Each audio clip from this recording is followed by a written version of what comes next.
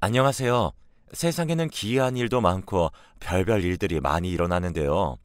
저에게도 이런 일이 일어날 수 있을까 싶을 만큼 참 기가 찬 일들이 많이 있었습니다. 제 주변에서도 인생이 참 고달프다고 말할 만큼의 수준이니 어떤 사연이 있나 궁금하기도 하실 거예요. 우선 저는 30대 초반에 결혼을 했습니다. 그 당시 또래 친구들 중에서도 좀 늦게 결혼을 한 편이었어요. 친구의 소개를 통해서 남편을 만났고 그냥 반듯해 보이는 무슨 일을 하던 여유로워 보이는 성품이 멋있어 보여서 결혼까지 하게 되었어요. 결혼 후에는 딸, 아들 두 자녀를 낳고 보통의 가정처럼 살았습니다. 남편은 총각 시절 붙어 다니던 회사를 계속해서 다니고 있었고 저도 회사를 다니다가 첫째 아이를 낳으면서 일을 그만두었어요. 그때부터는 남편이 벌어오는 돈으로 생활을 했고 사실 그 당시만 해도 아이들에게 들어가는 돈이나 집안에서 크게 써야 하는 것들이 없었기 때문에 남편 혼자 버는 돈으로 생활하기에 충분했습니다. 하지만 문제는 남편의 사고 이후였습니다.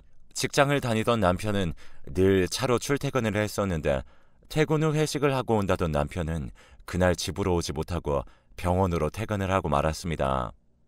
하지만 본인 혼자 병원으로 가면 다행인데 남편은 본인도 다쳤지만 술에 취해 운전을 하는 바람에 횡단보도에서 초록불에 길을 건너고 있는 사람을 쳐서 결국에는 숨을 거두게 만들었습니다. 그때 집에서 전화를 받고 병원으로 달려갔을 때 저는 세상이 무너지는 것 같았어요. 남편은 그때도 인사불성이 되어 병원에 누워 있으면서도 정신을 못 차리고 있었고 피해자 가족들은 저를 알아보고는 저에게 달려 이리저리 흔들며 소리를 쳤죠. 내 딸 살려내. 내 딸 얼른 살려내란 말이야. 내가 어떻게 키운 딸인데. 나한테 어떤 딸인데. 남편의 차에 받친 사람은 젊은 여성이었고 그 여자는 차에 치인 그 자리에서 숨을 거둔 듯 했습니다. 그리고 그 가족들은 자신의 딸을 잃은 슬픔에 정신을 못 차리고 있었습니다. 저는 너무나도 비통했습니다. 이 상황을 어떻게 해결해야 할까 판단이 서질 않았어요. 그 상황에서 제가 할 수 있는 일이라고는 그저 용서를 구하는 일뿐이었습니다. 하지만 딸을 잃은 부모의 마음은 너무나 크게 무너져 있었고 누군가에게 자비를 베풀 만한 힘을 잃은 상태였어요. 결국에는 남편은 그날 이후 사망 선고의 대가를 치르기 위해 3년의 복역 생활을 해야 했습니다.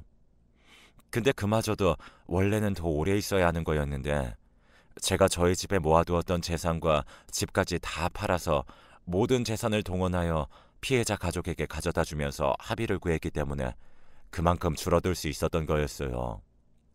그렇게 3년을 저는 남편 없이 홀로 아이 둘을 키워내야 했습니다. 처음에는 막막해서 어떻게 직장을 구해야 하나 고민이 많았어요. 결혼 후 7년간 일을 다니지 않았기 때문에 그 나이와 그 경력으로 다시 회사로 들어가는 것도 무리였습니다.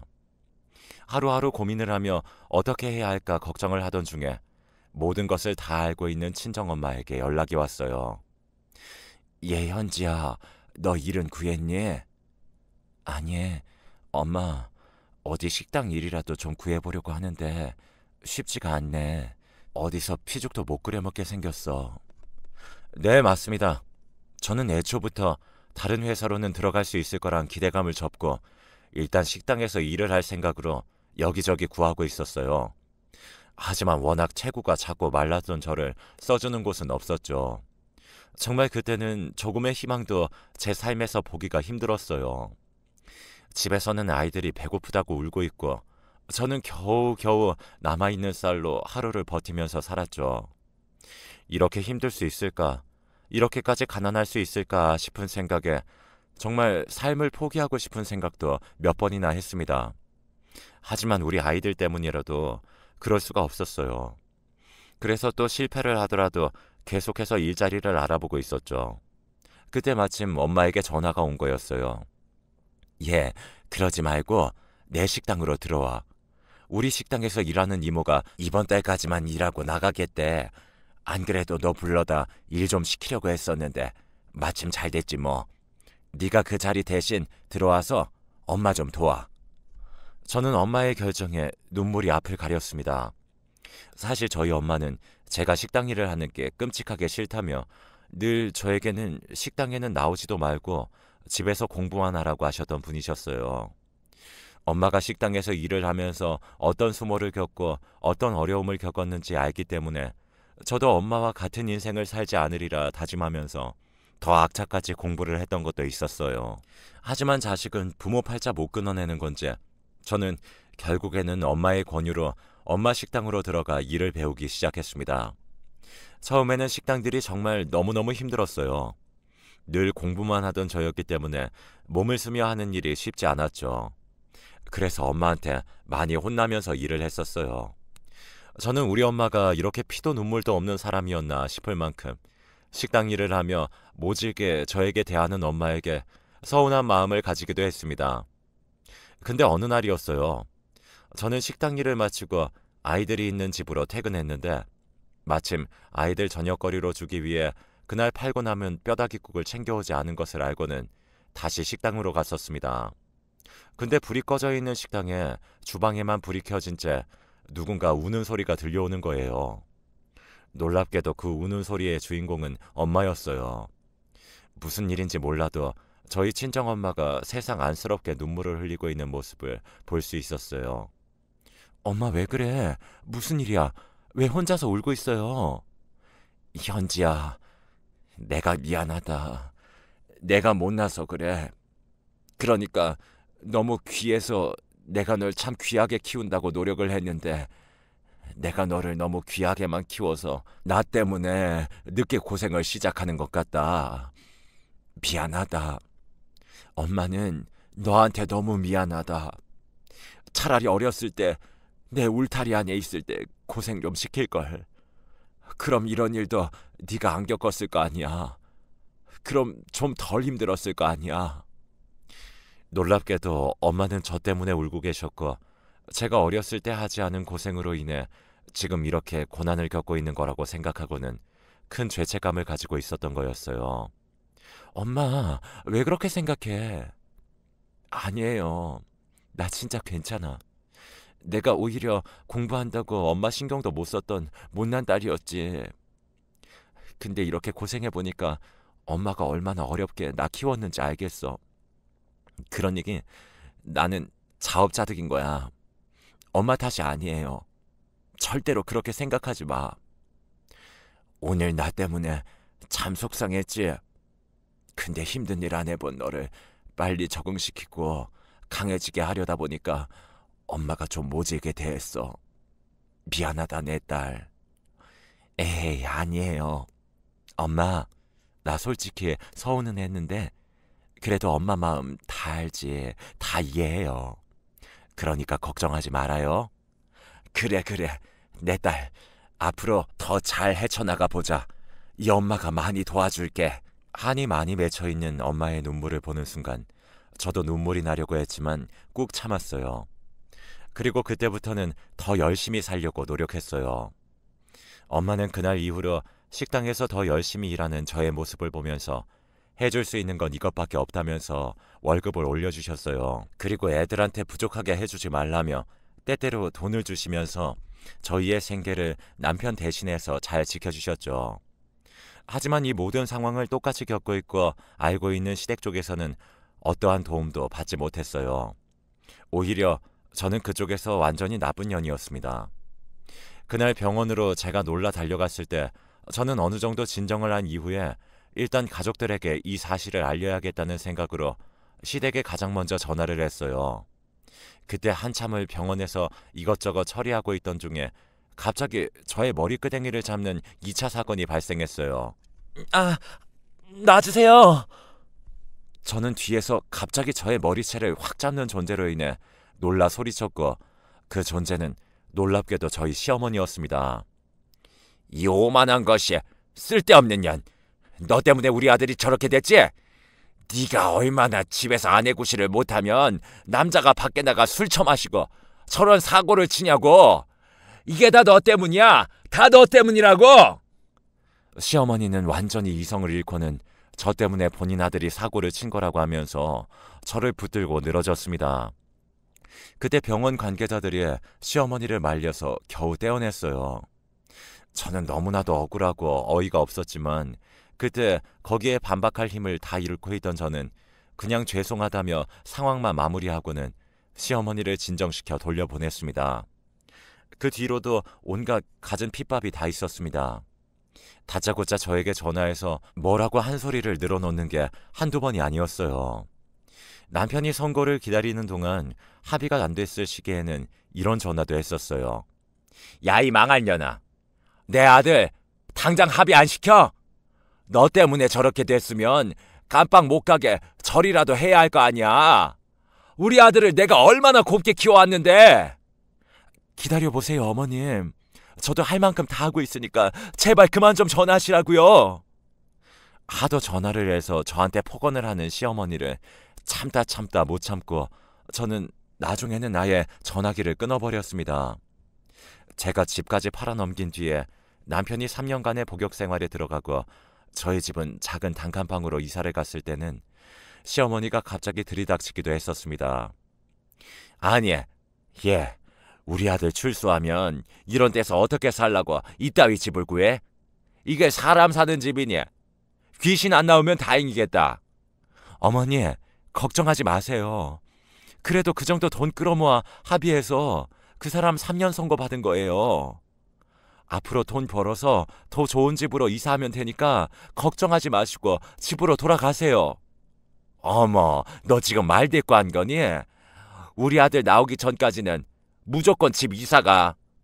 이딴 집으로 팔들이게 하기만 해. 시어머니는 가슴에 비수 꽂히는 말만 내뱉고는 집으로 돌아가셨습니다. 시어머니는 정말 쌀 한 톨도 챙겨주지 않으면서 잔소리만 해댔어요.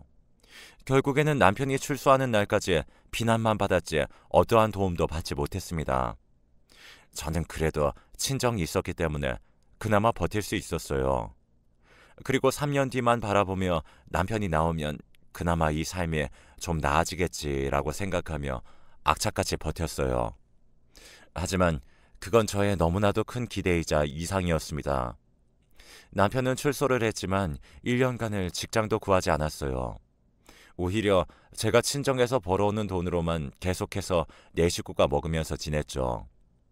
제가 늘 남편에게 일자리라도 구하라고 하면 남편은 같은 핑계만 댔습니다. 여보, 이러고 집에 한량처럼만 있지 말고 일 좀 구해봐, 제발. 아, 기다려봐. 나도 구하고 있다니까. 근데 교도소 갔던 놈을 누가 써주냔 말이야. 나도 아주 힘들어. 그러니까 가만 좀 냅둬. 남편은 이런 식이었어요. 사람 죽인 범죄자를 어디에서도 안 써준다는 말뿐이었죠. 하지만 본인도 힘들어 죽겠다는 남편의 말과는 달리 남편은 오히려 때깔이 점점 더 좋아지기 시작했어요. 일 구하러 나간다는 말로 늘 외출을 하던 남편은 좋은 옷을 밖에서 사입고 얼굴이 점점 더 좋아지고 있었습니다. 저는 어떻게 그럴 수 있나 궁금하던 찰나에 금방 그 단서를 찾을 수 있었어요. 그날도 집에 들어온 남편은 손에 옷가지를 몇 개 들고 있었고 저는 어디에서 쇼핑을 했냐며 쏘아붙였습니다. 당신 또 옷 샀어? 당신 대체 무슨 돈이야? 어디서 나서 자꾸 이런 사치를 부려? 아, 돈 없으면 옷도 못 사? 그냥 좀 돈이 생겨서 샀어. 말도 안 돼. 웃기지 마. 돈이 어디 있어서 산 거냐고. 친구가 힘들게 산다고 좀 사줬어. 이 사람이 뭘 그렇게 꼬치꼬치 캐물어? 저는 친구가 사줬다는 남편의 말이 미심쩍었습니다. 남편은 친구가 많기는 했지만 그래도 이렇게까지 때깔이 좋아지고 있다는 건 말도 안 되었어요. 그래서 계속해서 의심을 하고 있을 때 그 이유를 확실하게 알 수 있었습니다. 저희 남편이 출소하고 나서 가끔씩 시어머니가 집으로 찾아왔었습니다. 출소 전에는 무조건 방 한 칸은 있는 집으로 이사 가야 한다는 어머니의 잔소리에 저는 겨우겨우 친정엄마의 도움을 받아 반지하에 있는 방 2칸짜리 월세방으로 이사를 갔었는데 그 반지하도 마음에 들지 않는다면서 어떻게 사나 하며 시어머니가 갑작스럽게 방문을 하고 있었죠. 그날도 어김없이 저녁을 준비하고 있었는데 시어머니가 들이닥쳤습니다. 예, 저녁하니? 오늘은 뭐해? 우리 아들 잘 먹여라. 요즘 일 구한다고 계속 밖에 돌아다니는 모양인데 잘 먹어야 힘내서 일을 할 거 아니니. 걱정 마세요, 어머니. 집에서 꼬박꼬박 밥 다 해서 먹이고 있으니까요. 그래, 그래야지. 그런데 우리 아들은 어디 있니? 방에 들어가서 TV 보고 있을 거예요. 들어가 보셔요. 어머니는 오자마자 잔소리를 늘어놓고는 밥 차리는 것도 도와주지 않고 안방에 들어가 TV를 보고 있는 남편에게로 들어가셨어요. 그리고 저는 식사 준비가 거의 끝날 때쯤에 식사를 하려고 부르기 위해 안방으로 다가갔고 거기에서 어이없는 소리를 들어야만 했습니다. 방문을 열려고 할 때쯤 안에서 대화하는 소리가 문 밖으로 그대로 들려왔어요. 방음이 전혀 되지 않는 나무 문이었기 때문에 정말 생생하게 다 들렸습니다. 아들, 100만 원 보내준 거 벌써 다 썼어? 아니, 어디에 쓰길래 그렇게 빨리 써? 그냥 친구들이랑 밖에서 술 마시고 하다 보면 다 쓰지. 100만 원이 어디 큰 돈이야? 금방 쓴다고 그런 건. 아유, 참 그래도 아껴 쓰지. 그래도 매달 그 돈 보내주니까 좋지. 그 돈 절대로 어디 다른 데 쓰지 말고 꼭 우리 아들만 써. 얼마나 고생 많이 했어. 3년 동안. 어차피 제가 일하고 있으니까 너는 당분간 너만 생각하고 충분히 놀아. 알았지?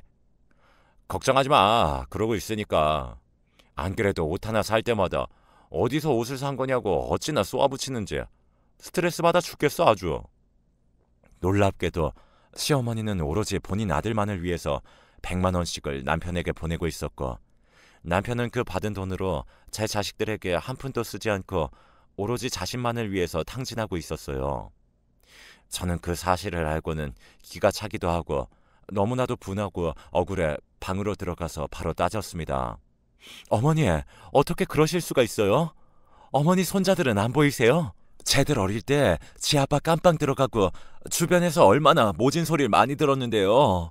저 어린 것들은 보이지도 않고 어머니는 본인 아들만 보이신 거예요? 어떻게 그렇게 이기적이실 수가 있어요? 이거 해도 해도 너무하잖아요. 아니 왜 그러냐? 내가 내 아들한테 용돈 주고 한 건데 네가 무슨 상관이야? 네 자식이야 네가 알아서 키워야지. 나도 내 자식 내가 다 알아서 키운 거야. 이게 분수도 모르는 게 어디서 따지길. 진짜 양심도 없으신 분이네요. 그럼 본인 아들 끝까지 어머니가 책임지세요. 다시 데려가시라고요. 저는 그날 너무 화가 나 제가 차려놓은 밥들을 전부 다 싱크대에 버려버리고는 애들만 데리고 집 밖으로 나와버렸습니다.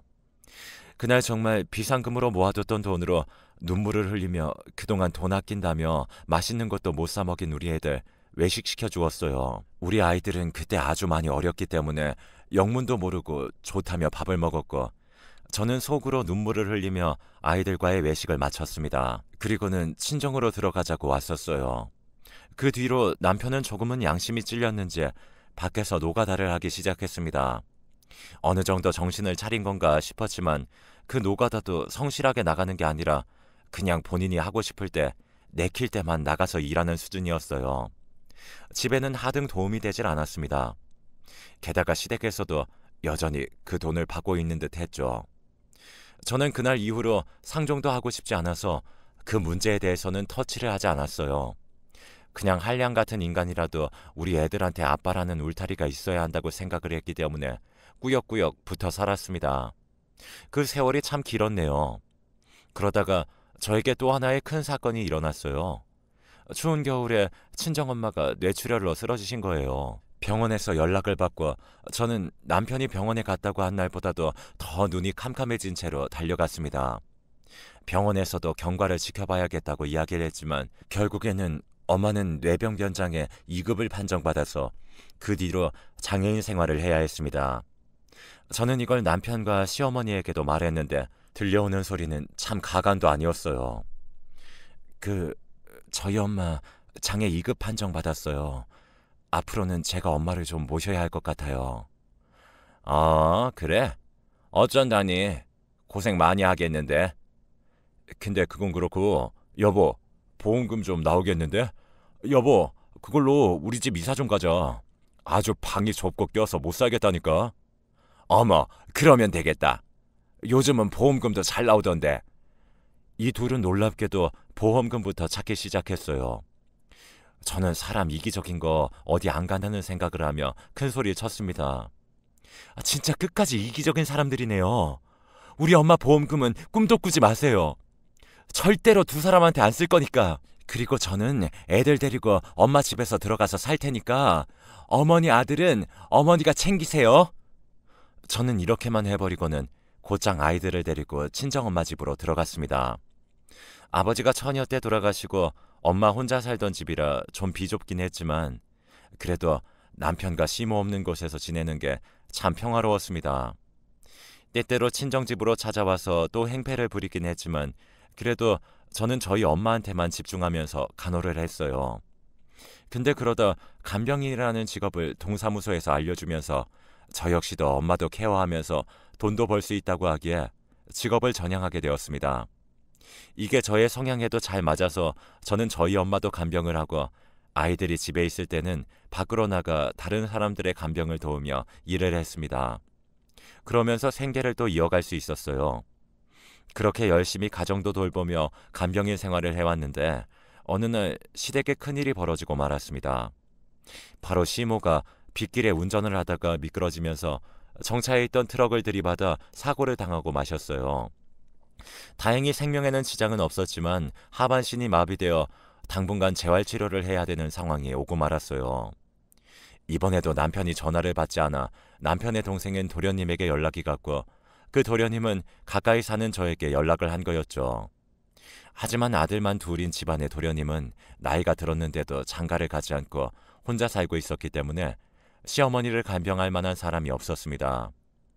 그때 어머니가 병원에 계실 때 저만 그래도 인간도리는 한다고 병원으로 찾아갔고 남편은 시모가 있는 병원으로는 찾아가지도 않고 있었어요.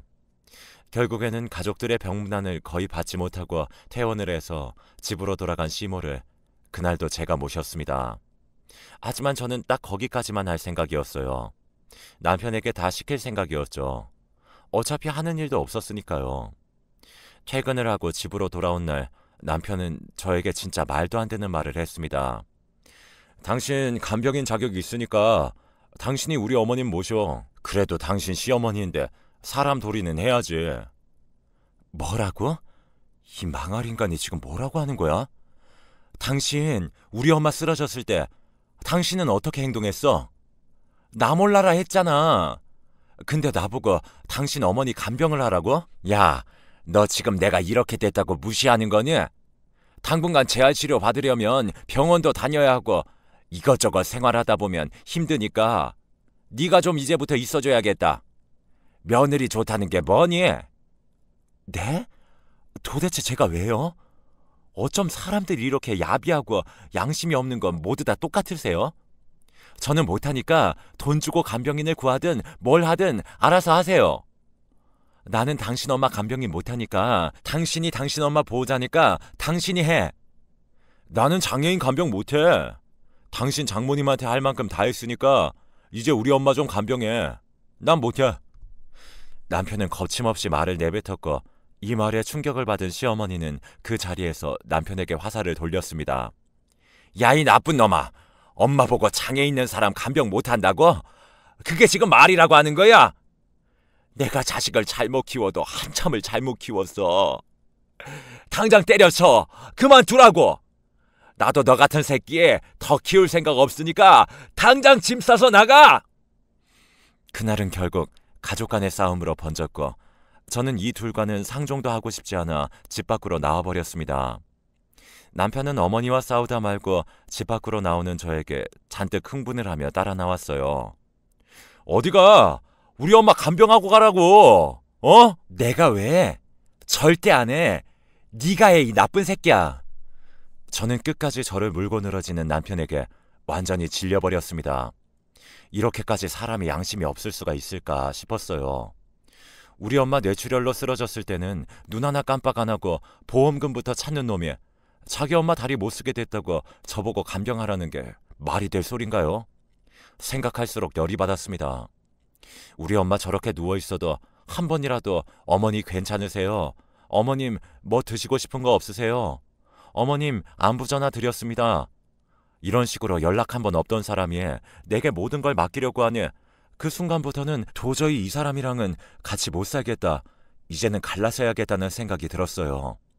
아이들 때문에 그동안 참고 살았던 세월이 너무나도 허망했습니다. 그리고 이 모든 것을 집에 가서 우리 친정엄마에게 말했습니다. 그때는 우리 애들도 다 커서 친구 같은 사이가 되었기 때문에 아이들한테도 같이 있는 자리에서 얘기를 했어요. 내가 너희들한테는 면목이 없지만 엄마 좀 이해해다오. 나 진짜 너네 아빠한테 아주 질려버렸어. 아이들은 저의 말을 듣더니 본인들이 흥분을 했습니다. 사실 그동안 아빠 역할을 제대로 하지 않은 인간에게 아이들은 아빠라는 사람에게 애정이 거의 남아있지 않은 상황이었어요. 오히려 아빠를 안 보는 게 속이 편하다고 하는 애들이었죠. 그래도 저는 아빠 없는 자식 만들고 싶지 않아서 그래도 너희 아빠니까 존중하라고 애들에게 가르쳤지만 그날만큼은 그게 안 되었습니다. 그러더니 아이들이 그날로 그 자리에서 제 아빠에게 전화를 하더군요. 아빠, 다시는 우리 엄마 찾지 마세요. 같이 안 살 거니까 아빠가 할머니 혼자 다 책임지고 간병하시라고요. 우리 절대로 찾지 마세요. 첫째 아들이 아빠한테 전화를 걸었고 저는 놀라 이야기했습니다. 아니, 얘기를 그렇게 말하면 어떡해. 엄마, 이제 절대 아빠 찾지 마. 아빠랑 이혼해. 솔직히 그동안 우리도 엄마 생각해서 아빠 그냥 봤던 건데 이제는 싫어요. 우리도 아빠 같은 사람 차라리 없는 게 나아. 그러니까 이혼해요. 우리 생각 말고 엄마 편하게 사시란 말이에요. 저는 아들의 이야기에 눈물을 흘렸습니다. 그동안 제가 가지고 있던 모든 책임감이라는 무게를 아들이 많이 덜어주는 기분이었어요. 그래서 그날로 저는 이혼을 결심했습니다. 쓰레기 같은 인간과 더는 살지 않아도 된다는 해방감으로 저는 이혼을 요구했고 마지막으로 그 집으로 찾아가 이혼 서류를 던져버리고는 나왔어요. 여보, 이렇게 이혼하는 게 어딨어? 우리 애들 좀 보여줘. 웃기지 마. 너한테 자식이 있기는 하니? 절대로 찾지 마. 나도 찾지 말고. 야! 이 미친 것이 어디가? 이제 어머니한테 그런 소리 들을 이유도 없네요. 당신의 그 소중한 아들한테 어디 한번 간병받으며 평생 살아보세요. 저는 다리가 불편해서 침대에 나오지도 못하는 시어머니에게 소리친 뒤 집을 뛰쳐나왔습니다. 그리고는 저를 붙잡고 늘어지는 남편도 외면하고 그대로 나왔어요. 그 뒤로 남편은 계속해서 그 시댁에서 사는 듯 했습니다. 저는 아이들과 저희 친정엄마와 지내면서 살고 있어요. 왜 진작에 이혼을 하지 않았을까 생각을 하며 하루하루 편한 생활을 하고 있습니다. 30살이 넘어 좋은 사람이라 생각하며 시집을 갔던 저는 모든 세월을 다 힘들지만 살았어요. 그렇게 저의 결혼 생활에 종지부를 찍었습니다. 남편을 감방에 보내고 아이들 홀로 키우는 삶이 결코 쉽지는 않았습니다. 그 사이에 온갖 시모의 핍박을 받는 것 또한 저한테는 너무나 벅찬 일이었습니다.